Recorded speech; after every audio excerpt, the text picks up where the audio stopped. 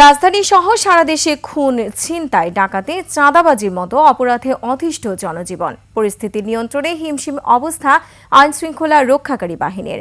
Police বলছে, গ্রেফতার হলেও জামিনে এসে আবারও অপরাধে জড়াচ্ছেন অনেকে। আর অপরাধ বিশেষজ্ঞ বলছেন, নতুন নতুন গ্রুপ আর ব্যক্তি অপরাধে জড়িয়ে পড়ছে। এই অবস্থায় দ্রুত শক্ত হাতে অপরাধ দমনের বিকল্প নেই। দীপু শিকদার রিপোর্টে থাকছে বিস্তারিত।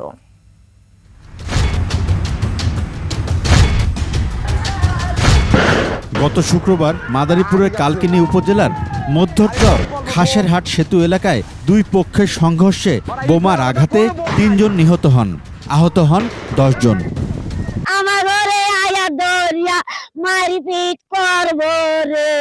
প্রশাসন গেলে গাই হারা ঢুকে আবার জারুয়া বাগা আছে সবার আবার নেয় কয় প্রশাসনের তো বেশি ক্ষমতা আছে চেয়ারম্যানের, কিন্তু হেলার এত দুর্ঘটনা ঘটাতো না যদি আমরা দ্বারা কিছু উপকারী পাইতাম, সহযোগিতা পাইতাম।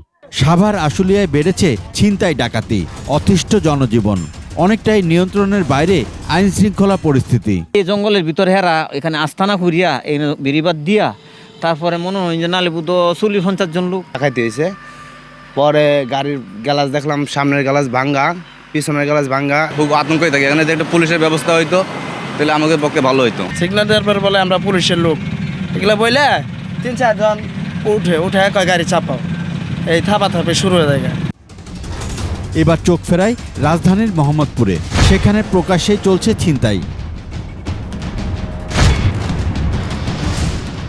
এই এলাকার মানুষ এসব অপরাধ নিয়ে কথাও বলতে সাহস পান না।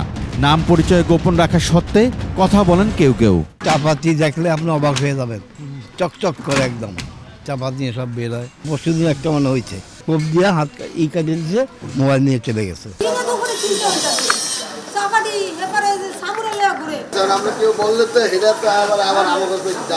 এখানে সব সময় আপনার প্রতিনিয়ত আতঙ্কে থাকে মানুষ, চুরি ছিনতাইয়ের।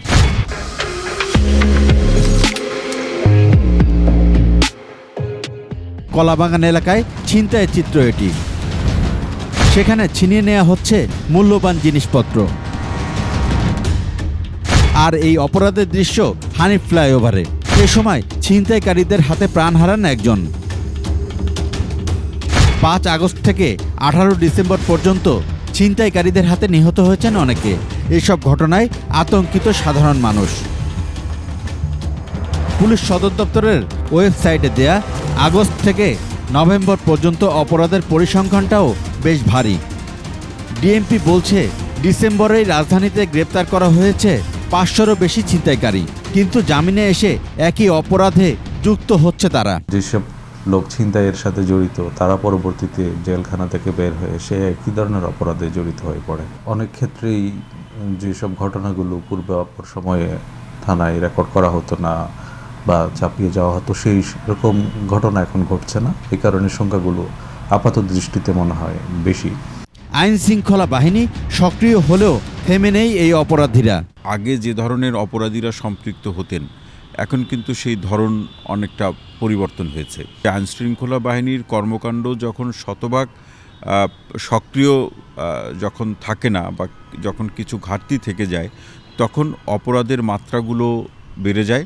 এই শিক্ষক বলেন, অপরাধের লাগাম টানতে ব্যর্থ হলে পরিস্থিতি হবে সবার জন্যই ভয়াবহ। সমাজের মধ্যে কিন্তু নানা ধরনের অস্থিরতা সৃষ্টি হবে। দীপু শিকদার, ২১ টেলিভিশন, ঢাকা।